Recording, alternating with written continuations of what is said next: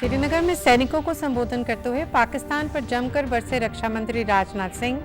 कहा, भारत माता के मस्तक पर प्रहार का जवाब पाकिस्तान की छाती पर वार से दिया गया। मुख्यमंत्री नायब सिंह सैनी ने ऑपरेशन सिंदूर में शहीद हुए दिनेश कुमार शर्मा को पलवल पहुंचकर श्रद्धांजलि की अर्पित। सीएम ने तिरंगा यात्रा में सभी राजनीतिक दलों से शामिल होने की अपील की। पंजाब से जल विवाद पर प्रदेश की सिंचाई मंत्री श्रुति चौधरी ने भगवंत मान सरकार पर पानी बंटवारे के नियम को तोड़कर लोकतांत्रिक व्यवस्था बिगाड़ने का लगाया आरोप।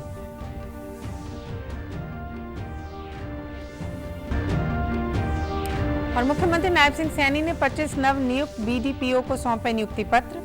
कहा, आपको मजबूत ग्रामीण ढांचा तैयार करने व कल्याणकारी योजनाओं के प्रभावी क्रियान्वयन के लिए करना होगा कार्य।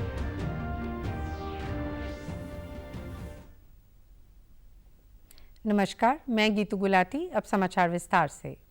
रक्षा मंत्री राजनाथ सिंह आज श्रीनगर के दौरे पर हैं। पाकिस्तान के खिलाफ सफल ऑपरेशन सिंदूर के बाद रक्षा मंत्री का ये पहला जम्मू कश्मीर दौरा है। इस दौरान उन्होंने बादामी बाग छावनी में गिराए गए पाकिस्तानी गोलीबारी के अवशेषों का निरीक्षण करते हुए सेना के जवानों से बातचीत की और उन्हें संबोधित भी किया।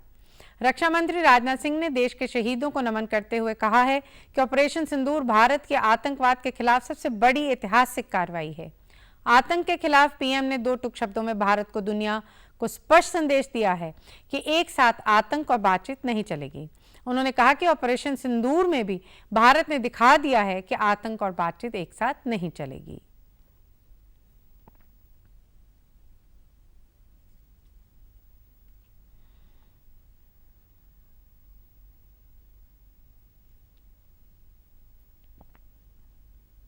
ऑपरेशन सिंदूर सिर्फ एक ऑपरेशन का नाम भर नहीं है, बल्कि यह एक हमारी प्रतिबद्धता है, यह हमारा एक कमिटमेंट है। एक ऐसी प्रतिबद्धता जिसमें भारत ने दिखा दिया कि हम सिर्फ डिफेंस नहीं करते हैं, जब वक्त आता है तो हम कठोर निर्णय भी लेते हैं और कठोर कार्रवाई भी करते हैं। यह ऑपरेशन उस एक एक जवान की आंखों में देखा गया सपना था कि हर आतंकी ठिकाना, चाहे वह घाटियों में छुपा हो या बंकरों में दबा हो, हम वहां पहुंचेंगे और दुश्मन की छाती चीरकर हम उन आतंकी ठिकानों को खत्म करके ही हम वापस लौटेंगे। ऑपरेशन सिंदूर आतंकवाद के खिलाफ भारत द्वारा चलाई गई अब तक के इतिहास की, मैं मानता हूं, यह सबसे बड़ी कार्रवाई है। रक्षा मंत्री ने कहा कि आतंकवादियों ने भारत के माथे पर वार किया, भारत ने उनकी छाती पर वार किया। पाकिस्तान को चेतावनी देते हुए कहा कि पाकिस्तान अपनी जमीन से आतंकवादी संगठनों को पनाह देना बंद करे। इसका भी एक आह्वान पाकिस्तान से रक्षा मंत्री ने श्रीनगर से किया। नरेंद्र मोदी जी ने 2 टूक शब्दों में आतंकवाद के खिलाफ भारत की नीति को रीडिफाइन कर दिया है, इसे परिभाषित कर दिया है, जो यह कहती है कि हिंदुस्तान की सरजमी पर किया गया कोई भी आतंकी हमला एक एक्ट ऑफ वार माना जाएगा। साथ ही हमारे प्रधानमंत्री ने यह भी साफ कर दिया है, आतंक और बातचीत कदापि एक साथ नहीं चलेंगे, और अगर बात होगी तो आतंकवाद पर होगी और पाक ऑक्युपाइड कश्मीर पर ही होगी। केंद्रीय नागरिक उड्डयन मंत्री किंजरापू राम मोहन नायडू ने श्रीनगर हवाई अड्डे पर सुविधाओं की समीक्षा की और शहर का दौरा भी किया। उन्होंने कहा कि श्रीनगर हवाई अड्डे पर उड़ान संचालन फिर से शुरू हो गया है। मैंने यहां स्थानीय लोगों से मुलाकात की है और उनका कहना है कि पर्यटन को बढ़ावा दिया जाना चाहिए। सरकार इस दिशा में सभी आवश्यक कदम उठाएगी। साथ ही उन्होंने ऑपरेशन सिंदूर को लेकर कहा कि हमने एक स्पष्ट संदेश दिया है कि हम आतंकवाद के प्रति जीरो टॉलरेंस की नीति रखते हैं।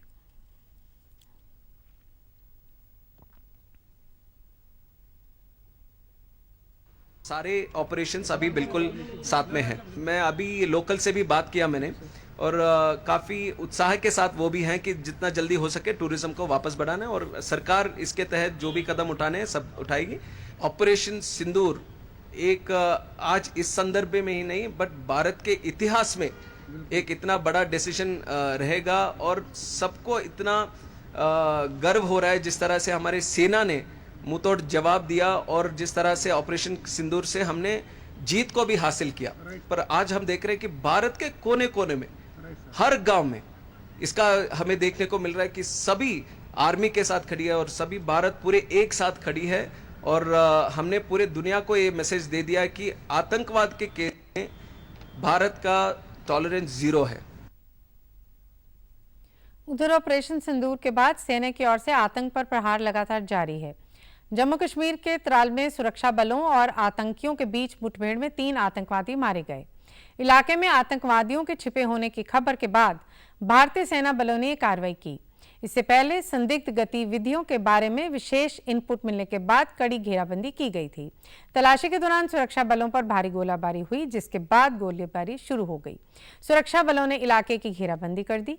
भारी गोलाबारी और तलाशी अभियान अभी भी जारी है। पुलवामा में 48 घंटे में दूसरा एनकाउंटर है। इससे पहले मंगलवार को शोपियां में सेना ने लश्कर के 3 आतंकियों को ढेर किया था। भारत और पाकिस्तान के बीच तनाव और हालिया पहलगाम आतंकी हमले के बाद संयुक्त राष्ट्र में भारत की कूटनीतिक गतिविधियां तेज हो गई। सूत्रों के अनुसार भारत सरकार की एक तकनीकी टीम ने कल न्यूयॉर्क में संयुक्त राष्ट्र सुरक्षा परिषद की 1267वें सेक्शन कमेटी की मॉनिटरिंग टीम और कई साझेदार देशों के साथ अहम बैठकें की। टीम ने बैठक में आतंकवादी संगठन TRF, द रेजिडेंस फ्रंट और लश्कर-ए-तैयबा की पहलगाम हमले में संलिप्तता से जुड़े सबूत सौंपे। इसके साथ ही पाकिस्तान की संभावित संलग्नता से जुड़ी जानकारी भी साझा की। इस टीम ने संयुक्त राष्ट्र के आतंकवाद निरोधक कार्यालय के अधिकारियों से मुलाकात की। UNO और CTED के प्रमुखों ने 22 अप्रैल 2025 को जम्मू कश्मीर के पहलगाम में हुए आतंकवादी हमले पर भारत के प्रति संवेदना व्यक्त की। बैठकों के दौरान भारत और संयुक्त राष्ट्र एजेंसियों के बीच चल रहे सहयोग पर भी चर्चा हुई। खासकर सुरक्षा परिषद के आतंकवाद निरोधक प्रस्तावों और संयुक्त राष्ट्र की वैश्विक आतंकवाद विरोधी रणनीति के क्रियान्वयन के सिलसिले में बातचीत हुई। इसके अलावा भारत द्वारा 2023 में आयोजित दिल्ली घोषणा पत्र के अंतर्गत चल रही पहलों पर भी चर्चा हुई।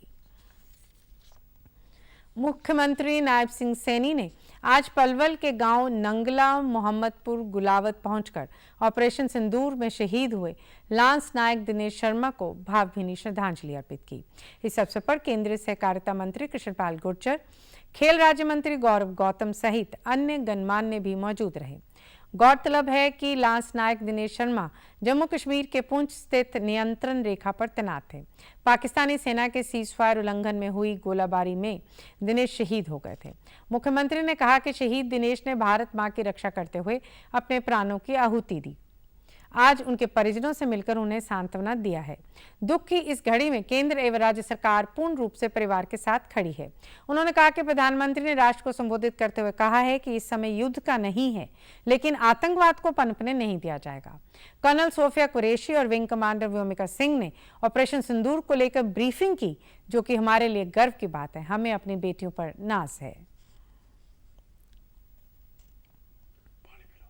इस पवित्र स्थल के ऊपर उनके परिवार को और दिनेश जी को नमन करने के लिए आया था। मैं उनको नमन करता हूं और परम पिता परमात्मा से प्रार्थना करता हूं कि ऐसी दिवंगत आत्मा को अपने चरणों में स्थान। ऑपरेशन सिंदूर उसको आगे बढ़ाने का काम हमारी बेटी कुरैशी और व्योमिका सिंह, जिन्होंने आगे आकर के इस सारे के सारे घटनाक्रम को देश से अवगत कराने का काम किया। हमें गर्व है उन बेटियों के ऊपर।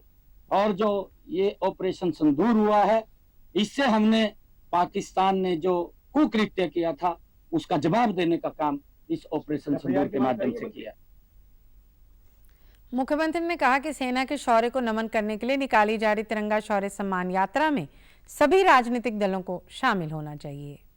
तो मैं चाहूंगा कि सभी दल इस तिरंगा यात्रा में शामिल हों, क्योंकि देश में जो इस घटनाक्रम के बाद लोगों में जो रोष था और आदरणीय प्रधानमंत्री जी ने जो कार्रवाई हमारे आर्मी के जवानों ने किया, उनको स्वतंत्र किया है और उनको कहा है कि वो जो करना चाहें और जिस समय करना चाहें उनको खुली छूट है।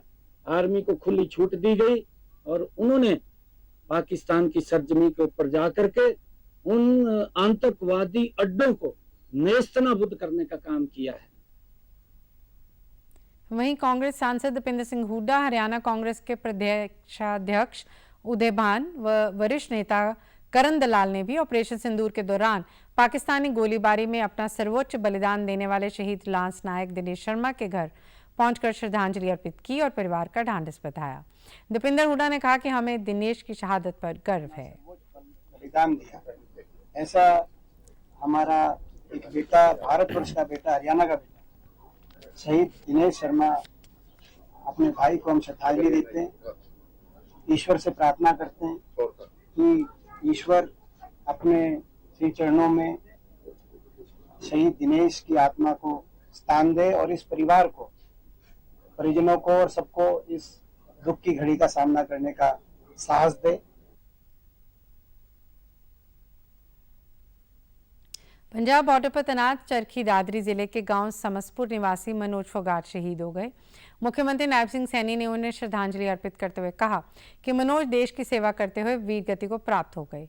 मैं वीर बलिदानी की शहादत को सादर नमन करता हूं। ये देश सदैव उनके बलिदान को याद रखेगा।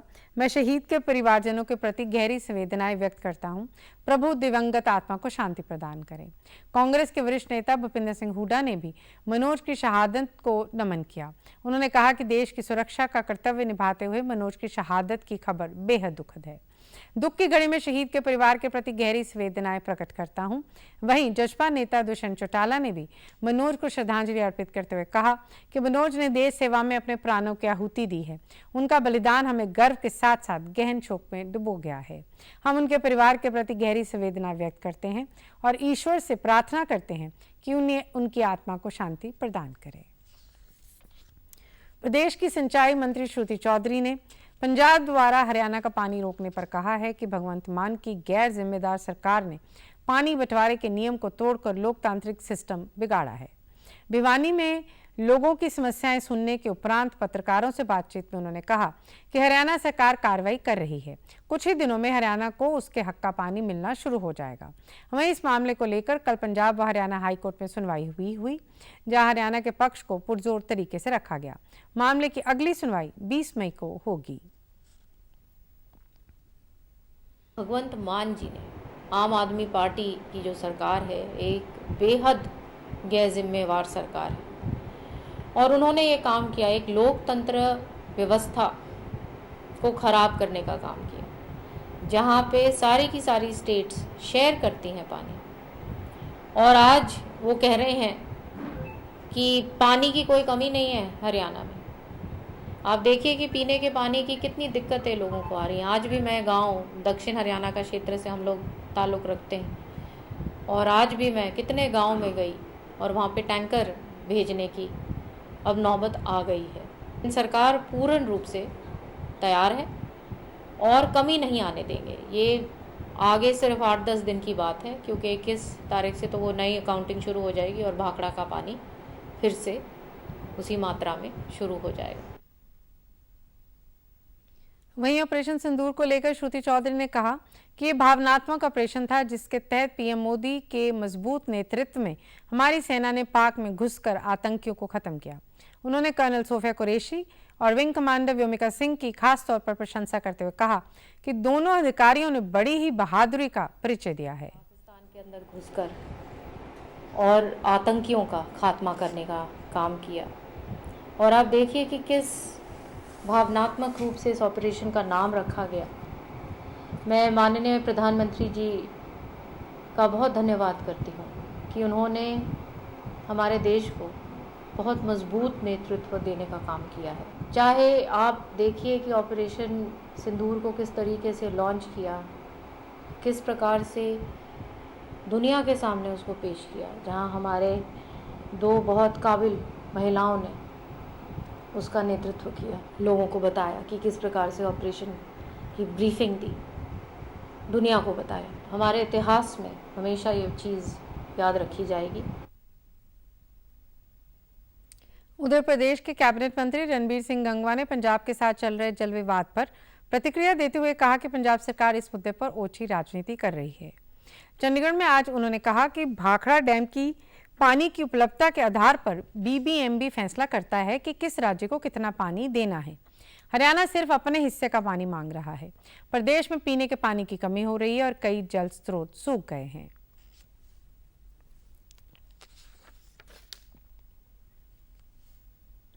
मैं समझता हूं तो बीबीएमबी ने तो पहले ही बात को क्लियर कर दिया था कि हरियाणा को 8,500 क्यूसेक पानी इन दिनों में मिलना चाहिए और कोर्ट का फैसला भी हमारे पक्ष में आ गया, सेंटर का फैसला भी हमारे पक्ष में है। हमें इस पे तो मैं ये कहूँगा कि पंजाब गवर्नमेंट जो है, आम आदमी पार्टी की सरकार है, वो ऊंची राजनीति करने का काम जो कर रही है, इस तरीके से नहीं करना चाहिए। क्योंकि वो कहते हैं कि हम एक बूंद भी पानी नहीं देंगे, हम कहते हैं कि हम एक बूंद भी पंजाब की नहीं मांग रहे। हिमाचल के अंदर डैम बना हुआ है, उसकी पानी की उपलब्धता के आधार पे बंटवारा होता है कि कितना राजस्थान को मिलेगा, कितना पंजाब को मिलेगा, इतना हरियाणा को मिलेगा। और आज 4,000 क्यूसेक पानी ही हरियाणा को मिल रहा है, जिससे पीने के पानी का भी संकट हमारे यहाँ जो है वो पैदा हो गया। वह हमने हमारा डिपार्टमेंट तत्परता से कार्रवाई करते हुए पीने के पानी की राशनिंग करके भी लोगों तक पहुंचाने का काम हम कर रहे हैं। मुख्यमंत्री नायब सिंह सैनी ने कल चंडीगढ़ में सीएम आवास पर आयोजित कार्यक्रम में 25 नव नियुक्त खंड विकास एवं पंचायत अधिकारियों को नियुक्ति पत्र सौंपे। इस मौके पर उन्होंने बीडीपीओ को बधाई देते हुए कहा कि वे ग्रामीण हरियाणा के भविष्य को आकार देने में महत्वपूर्ण भूमिका निभाएंगे। 2047 तक भारत को विकसित भारत बनाने के विजन को साकार करने में खंड विकास एवं पंचायत अधिकारियों की महत्वपूर्ण भूमिका होगी। ग्रामीण प्रशासन के अग्रिम पंक्ति के अधिकारी होने के नाते आप सभी की भूमिका केवल प्रशासनिक नहीं बल्कि परिवर्तनकारी भी है। आपको मजबूत ग्रामीण ढांचा तैयार करने, पंचायती राज संस्थाओं को सशक्त बनाने और कल्याणकारी योजनाओं के प्रभावी क्रियान्वयन की दिशा में कार्य करना होगा। बहुत बधाई देता हूँ, शुभकामनाएं देता हूँ, क्योंकि सरकार की अपेक्षाएं होती हैं और आप लोग जिस पद को ग्रहण कर रहे हैं, जिस पोस्ट के ऊपर आप बैठे हैं, वो पोस्ट सरकार का एक चेहरा होती है कि जो विकसित भारत आदरणीय प्रधानमंत्री जी ने कि 2047 के अंदर ये विकसित राष्ट्र बने और बनेगा, उस दिशा के अंदर हम देख रहे हैं गति से देश बदल रहा है। उसकी पटकथा लिखने का काम भी आपके हाथ से होगा, उसके अंदर आपकी महत्वपूर्ण भूमिका है। मेरा आपसे आग्रह है कि जो लोगों को अपेक्षाएं होती हैं, हम उन अपेक्षाओं के ऊपर खरा उतरें, क्योंकि आज से मैंने कहा है कि हम एक अलग जिंदगी शुरू कर रहे हैं। मुख्यमंत्री ने कहा कि आप सभी का चयन पूरी तरह मेरिट के आधार पर हुआ है। यह हरियाणा की नई कार्य संस्कृति का प्रतीक है। वर्तमान सरकार ने खर्ची पर्ची की व्यवस्था को समाप्त करके ये सुनिश्चित किया है कि केवल योग्य और पात्र अभ्यर्थियों को ही सरकारी सेवा में स्थान मिले। क्योंकि सरकार ने जब से ये निर्णय किया कि बिना पर्ची बिना खर्ची के युवाओं को रोजगार देने की बात, सरकार का विजन है कि ट्रांसपेरेंसी तरीके से काम करना। चाहे नौकरी है, आप देख रहे हैं आज कोई भी बच्चा ये नहीं कह सकता कि मेरा 5 पैसा लगा। 25,000 बच्चों की लिस्ट निकली आपके सामने, और उस दिन निकली जिस दिन हमने शब्द भी नहीं लिया था। ये इतिहास में पहली बार हुआ। हमने जो शब्द कहे थे उसके ऊपर हमारी सरकार पूर्ण रूप से उतरी है। हरियाणा लोक सेवा आयोग द्वारा 11 मई को आयोजित की जाने वाली जिन परीक्षाओं को स्थगित किया गया था, वे अब 29 मई को आयोजित की जाएंगी। आयोग के प्रवक्ता ने जानकारी देते हुए बताया है कि कॉलेज कैडर के सहायक प्रोफेसर के पदों पर रसायन विज्ञान विषय की परीक्षा प्रातकालीन सत्र में तथा भौतिकी विषय की परीक्षा सायकालीन सत्र में कराई जाएगी। उन्होंने ये भी जानकारी दी है कि सभी अभ्यर्थियों को अपने प्रवेश पत्र पुनः डाउनलोड करने होंगे। इस संबंध में विस्तृत सूचना आयोग द्वारा शीघ्र ही जारी की जाएगी। अभ्यर्थियों को सलाह दी जाती है कि नवीनतम जानकारी के लिए आयोग की आधिकारिक वेबसाइट पर नियमित रूप से विजिट करते रहें। मुख्यमंत्री नायब सिंह सैनी ने हरियाणा विद्यालय शिक्षा बोर्ड की कक्षा 12वीं की परीक्षा के टॉपर से टेलीफोन पर बातचीत कर उन्हें बधाई दी और उनके उज्जवल भविष्य की कामना की। मुख्यमंत्री ने कहा कि ये होनहार विद्यार्थी पूरे हरियाणा के लिए गौरव का विषय है और युवा पीढ़ी को प्रेरणा देने वाले आदर्श बनकर उभरे हैं। मुख्यमंत्री ने कॉमर्स संकाय में प्रथम स्थान प्राप्त करने वाली कैथल जिले के अर्पणदीप सिंह, आर्ट संकाय की टॉपर जींद की सरोज और विज्ञान संकाय के टॉपर भिवानी के नमन से व्यक्तिगत रूप से बातचीत की।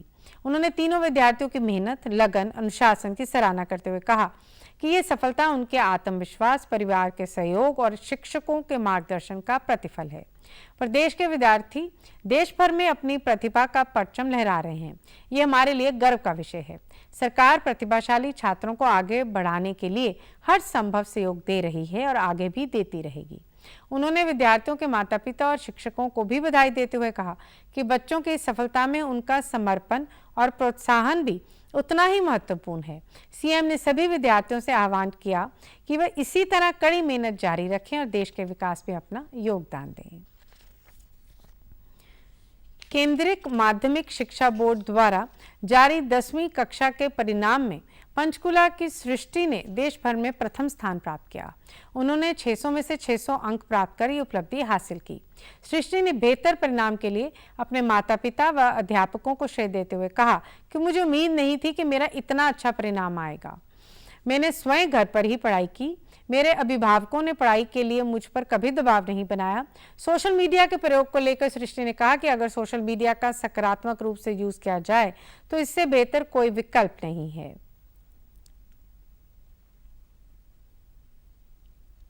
सर बहुत खुशी हो रही है सर, आज अपने पेरेंट्स को प्राउड फील कराकर, अपने टीचर्स को प्राउड फील कराकर, उन्हें ऐसा फील कराकर कि हाँ उनका हार्ड वर्क भी काम मतलब रंग लाया है। मैं कहूँगी कि मैंने टाइम टेबल नहीं बनाया था। मैं एक प्लानर बनाती थी अपने दिन का कि मैं पूरे दिन में मुझे ये टॉपिक्स इस सब्जेक्ट के कवर करने हैं। बट मेरे टीचर्स को और मेरे पेरेंट्स को मुझ पर पूरा ट्रस्ट था। उन्होंने हमेशा से मुझे कॉन्फिडेंस दिया है। मैं कहूँगी सोशल मीडिया डिस्ट्रैक्ट करती है, सोशल मीडिया हेल्प भी बहुत करती है, बस ये हमारे हाथ में हमने उसका यूज़ कितना करना है। अगर आपके अंदर से आपके अंदर विल होगी कि हाँ मुझे ये करना है, मुझे अचीव करना है, अपने पेरेंट्स को, अपने स्कूल को प्राउड फील कराना है, तो आप डिस्ट्रैक्ट नहीं होंगे फोन से। उधर सीबीएसई के 12वीं कक्षा के परीक्षा परिणाम में महेंद्रगढ़ की बेटी सृष्टि गोयल ने नॉन मेडिकल में 498 अंक लेकर ऑल इंडिया में दूसरा स्थान हासिल किया। सृष्टि ने 5 में से 4 विषयों में 100 में से 100 अंक प्राप्त किए। सृष्टि की इस उपलब्धि से परिवार में खुशी का माहौल है और बधाई देने वालों का तांता लगा है। इस मौके पर सृष्टि ने कहा कि उसने स्कूल में कड़ी मेहनत से ये सफलता हासिल की है और वह आईआईटी से बीटेक कर इंजीनियर बनना चाहती है। वह सोशल मीडिया से दूर रहती थी और हमेशा सेल्फ स्टडी पर फोकस रखती थी। उसके अभिभावकों ने उसका हमेशा सपोर्ट किया और हौसला बढ़ाया। मुझे बहुत ही ज़्यादा खुशी हो रही है। मेरे पेरेंट्स को, टीचर्स को, स्कूल में सभी मतलब बहुत ज़्यादा खुश है, प्राउड फील कर रहे हैं। मुझे पहले नहीं लगता था, लेकिन मतलब हाँ एग्ज़ाम्स के बाद मुझे लगा कि हाँ यहाँ तक मैं पहुँच जाऊँगी। मैं मतलब स्कूल में हमेशा रेगुलर रहती थी, स्कूल में रेगुलर आती थी और जैसे टीचर्स मतलब साथ साथ पैरेलल चलता था, मतलब दोनों का और टीचर्स का पूरा सपोर्ट रहता था, तो हो गया बस। मतलब सब्जेक्ट्स तो सेम ही, मतलब कंटेंट सेम है, तो फिर वो उसके लिए भी प्रैक्टिस और दोनों के लिए उस हिसाब से प्रैक्टिस करी तो हो गया बस। मैंने लाइब्रेरी ज्वाइन की थी, जैसे उसमें मतलब मैं फुल डे स्टडी करती थी, मिनिमम 10 आवर्स तो रहता ही था बोर्ड्स के टाइम पे। मुझे आगे आईआईटी में जाके बीटेक करना है। इसका श्रेय मेरे टीचर्स को, पेरेंट्स को, स्कूल को, मेरी कंप्लीट फैमिली को। वहीं उनके पिता मुकेश अग्रवाल ने कहा कि उन्हें अपनी बेटी पर गर्व है। उसने शानदार प्रदर्शन कर उनका नाम रोशन किया है। खुश है कि सर जो है स्कूल का टीचर्स ने बहुत सहयोग दिया, यानी बेटा बेटी दोनों बराबर है। सब खुश हैं, बहुत खुश हैं। प्रदेश में पिछले 2 दिनों से मौसम लगातार परिवर्तनशील बना हुआ है। अधिकांश क्षेत्रों में तेज आंधी, ओलावृष्टि, बूंदाबांदी हो रही है। हिसार स्थित हरियाणा कृषि विश्वविद्यालय के मौसम वैज्ञानिक डॉक्टर मदनलाल खीचड़ ने बताया कि 3 मई से 15 मई तक प्रदेश में 3 पश्चिमी विक्षोभ के आंशिक प्रभाव से अधिकांश क्षेत्रों में बूंदाबांदी व कुछ स्थानों पर तेज बारिश भी दर्ज हुई है। अधिकतम तापमान में भी कमी देखी गई है। आज से प्रदेश में पश्चिमी हवाएं चलनी शुरू हो गई हैं, जिससे अधिकतम तापमान में बढ़ोतरी देखी जा रही है। आज और कल 2 दिनों में प्रदेश में कहीं कहीं आंधी व तेज हवाओं के साथ बूंदाबांदी की संभावना है। उन्होंने बताया कि 20 मई के बाद एक और पश्चिमी विक्षोभ आने की संभावना बनी हुई है। इस बार मानसून के उत्तरी भारत में सामान्य या सामान्य से अधिक रहने की संभावना जताई गई है। किसानों को सलाह देते हुए उन्होंने कहा है कि फसल की बिजाई पर मौसम के बदलाव को देखते हुए ही करें। परंतु 17 से लेके 19 मई के दौरान मौसम आमतौर पर ज्यादातर क्षेत्रों में खुश्क रहेगा। आंशिक बादलवाई तो जरूर रहेगी, हवाएं भी चल सकती है, बारिश की संभावना काफी कम है। परंतु 20 मई के बाद में कोई एक और पश्चिमी विक्षोभ आने की संभावना बन रही है, जिसकी सक्रियता फिर आने वाले समय बता दी जाएगी। मानसून 27 मई के आसपास केरला हिट हो जाएगा और उसके बाद में आगे बढ़ेगा। मानसून सामान्य या सामान्य से ज्यादा रहने की संभावना है इस बार, खासतौर उत्तरी भारत में और विशेषकर हरियाणा पंजाब इस क्षेत्र में। तो मानसून इस बार अच्छा रहने की संभावना जताई है। किसान भाइयों को यही सलाह है कि अभी नरमा कपास की बिजाई को उचित समय है और कहीं कहीं बारिश के कारण नमी भी इतनी हो गई है कि बिजाई की जा सकती है, परंतु अभी भी मौसम में बदलाव जारी है। तो हम किसान भाइयों को यही सलाह देते हैं कि बदलते मौसम का बिजाई करते समय बदलते मौसम का ध्यान अवश्य रखें। प्रदेश के मुख्य निर्वाचन अधिकारी पंकज अग्रवाल ने कहा है कि भारत निर्वाचन आयोग लोकसभा व राज्यों की विधानसभा से जुड़ी चुनाव प्रक्रिया निष्पक्ष व पारदर्शी बनाने की दिशा में निरंतर नई पहल कर रहा है और राजनीतिक दलों के प्रतिनिधियों के साथ सीधा संवाद कर रहा है। इसी कड़ी में मुख्य चुनाव आयुक्त व दोनों चुनाव आयुक्तों ने नेशनल पीपल्स पार्टी के अध्यक्ष कोलाड संगमा से निर्वाचन सदन नई दिल्ली में बातचीत की। उन्होंने कहा कि त्रुटि रहित मतदाता सूची तैयार करने तथा राष्ट्रीय व राज्य मान्यता प्राप्त राजनीतिक दलों के प्रतिनिधियों व अन्य हितधारकों के साथ 4719 बैठकों का आयोजन किया गया। इससे पूर्व आयोग ने बीएसपी की अध्यक्ष कुमारी मायावती के साथ 6 मई को, भाजपा के अध्यक्ष जेपी नड्डा के साथ 8 मई को तथा सीपीआई-एम के महासचिव एमए बेबी के साथ 10 मई को बैठक कर चुका है।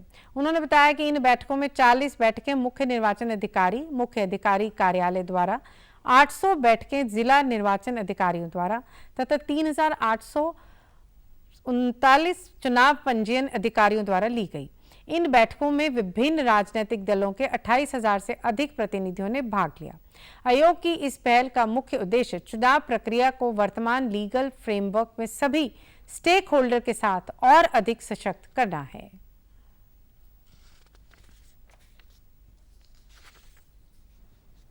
जब लाश मनु है पहले विवेक मर जाता है, वचन नहीं तूने माना, मैं भी कबूल न पहचाना, बोले मैं भी अब जाता हूँ, अब तुम संकल्प सुनाता हूँ, सुनो नहीं अब रण होगा, जीवन चाहिए अभी मरण होगा।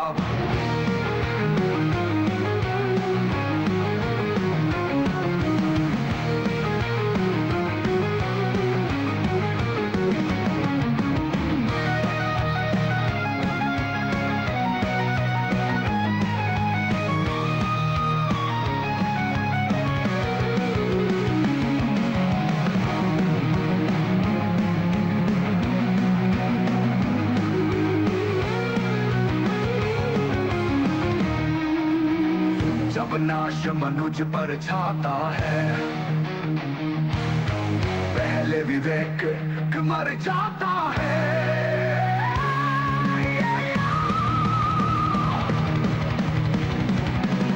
हित वचन नहीं तूने माना, मैं प्रीत मूल्य न पहचाना, बोले मैं भी अब जाता हूँ, अंतिम संकल्प सुनाता हूँ। हरियाणा 112 आपातकालीन प्रतिक्रिया सहायता प्रणाली ने अपनी आपातकालीन प्रतिक्रिया दक्षता में उल्लेखनीय प्रगति की है। अप्रैल 2025 के हालिया प्रदर्शन अपडेट में ये बात सामने आई। लॉन्च होने के बाद से इस सिस्टम ने 2.31 करोड़ से अधिक कॉल अटेंड की और प्रदेश भर में आपात स्थितियों से निपटने के लिए करीब 47 लाख वाहन भेजे गए। ये जानकारी कल मुख्य सचिव अनुराग रस्तोगी की अध्यक्षता में 112 ERSS की राज्य अधिकार प्राप्त समिति की बैठक के दौरान दी गई। मुख्य सचिव ने बताया कि इन आंकड़ों से सेवा उपयोग में लगातार वृद्धि और बेहतर रिस्पांस टाइम का पता चलता है। अकेले अप्रैल 2025 में ही 6 लाख से अधिक कॉल अटेंड की गई। इस दौरान डिस्पैच रेट में भी लगातार वृद्धि देखी गई। विभिन्न सेवाओं में रिस्पांस टाइम में उल्लेखनीय कमी देखी गई। एकीकरण प्रक्रिया के तहत प्रदेश के हर जिले में 5 आपातकालीन वाहन तैनात किए गए, जिससे आपातकालीन सेवाओं की क्षमता और पहुंच बढ़ी है। वहीं बैठक में मौजूद गृह विभाग की अतिरिक्त मुख्य सचिव डॉक्टर सुमिता मिश्रा ने प्रदेश के सभी जिलों में अस्पतालों की मैपिंग करने की आवश्यकता जताई, ताकि सड़क दुर्घटना पीड़ितों को कम से कम समय में चिकित्सा सहायता मुहैया करवाई जा सके। साथ ही उन्होंने बताया कि प्रदेश की महिलाओं के लिए शुरू की गई ट्रिप मॉनिटरिंग सर्विस के माध्यम से 300 से अधिक यात्राओं को सफलतापूर्वक ट्रैक किया जा चुका है। इसके अलावा राज्य ने लगभग 94,000 कामकाजी महिलाओं और छात्रों का एक सत्यापित डेटाबेस बनाया है, जो आपात स्थिति के दौरान त्वरित पहचान और प्रतिक्रिया सुनिश्चित करने में मदद करता है। उन्होंने कहा कि हरियाणा 112 के लिए अधिकार प्राप्त समिति ने नई राजनीतिक सुधारों को भी मंजूरी दी है। समाचारों में आज इतना ही। नमस्कार।